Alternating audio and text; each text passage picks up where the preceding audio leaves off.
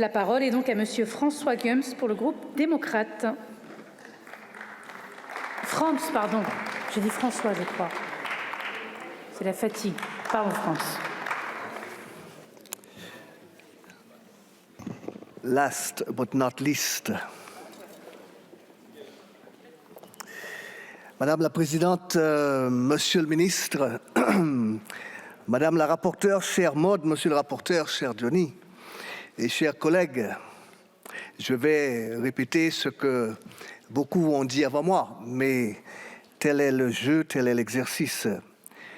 Le 7e art est l'un des plus populaires du monde, l'art de concevoir et de réaliser des films.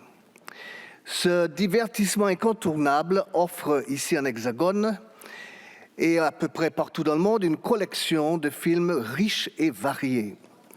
Pour autant, l'accessibilité à cette variété en Outre-mer reste parfois un défi majeur en raison des spécificités de ces territoires et de leur vulnérabilité économique. En effet, le coût de la vie, les normes de construction, le caractère insulaire, l'exiguïté des marchés ou encore les charges d'exploitation élevées pèsent sur les conditions de fonctionnement des établissements de spectacle cinématographiques. Cette situation économique précaire menace la filière, ainsi que la diversité et l'accès à l'offre cinématographique et culturelle disponible dans les territoires ultramarins.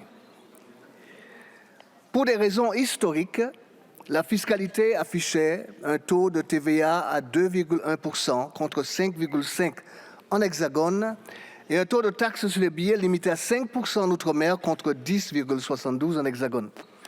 La base film est donc plus importante avec une fiscalité moindre, mais avec un billet plus coûteux. Par ailleurs, le taux de location des films est limité traditionnellement, historiquement, à 35%. Et c'est bien pour cela que nous sommes présents aujourd'hui pour en débattre. Il n'est pas à 47,1% comme en Hexagone, et ce pour la simple raison que pendant très longtemps, les distributeurs n'ont pas exercé directement leur activité en Outre-mer, mais ont délégué cette fonction à des sous-distributeurs locaux qui, en général, sont liés aux exploitants. À l'automne 2022, on l'a déjà dit, les distributeurs ont dénoncé ce système et ont décidé de gérer les relations avec l'Outre-mer directement en accord avec les exploitants. Sous l'égide du Centre national du cinéma et de l'image animée, une médiation a été menée pour trouver une solution qui ne mettrait pas en péril l'exploitation cinématographique en Outre-mer. Je précise ici qu'il me semble que le CNC a bien tenté de proposer une voie intermédiaire, mais qui n'a pas trouvé preneur. C'est bien l'échec de ces négociations qui ont conduit les distributeurs à revendiquer un alignement des pratiques outre-mer sur ce qui se fait en Hexagone, ce qui est fortement contesté par la grande majorité des exploitants. Les intérêts des distributeurs et des exploitants devraient viser tous deux à continuer le développement du cinéma dans les territoires ultramarins. Les risques que ferait peser une détérioration supplémentaire des relations entre exploitants et distributeurs ne serait à l'avantage, à mon avis, ni des uns ni des autres. C'est ce que le cadre normatif que cette proposition de loi poursuit.